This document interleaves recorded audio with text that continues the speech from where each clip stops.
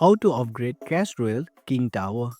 Upgrading your King Tower in Clash Royale increases your tower's health and damage, giving you a big advantage in battle.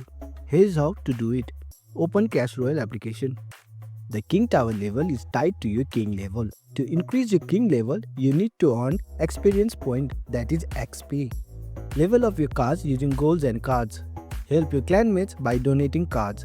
Some events provide XP as rewards. Battle cheats and Royal Pass gives you more XP. Win battle to progress and earn XP. That's how you can upgrade and earn XP.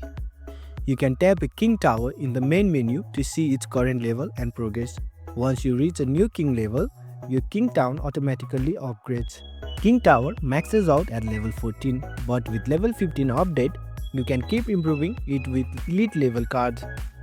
Keep grinding XP to reach the highest level possible. And that's it. Now you know how to upgrade your King Tower in Clash Royale. Thanks for watching. If you found this helpful, give it a thumbs up and consider subscribing for more tutorials. Drop a comment if you have question or suggestion for future videos.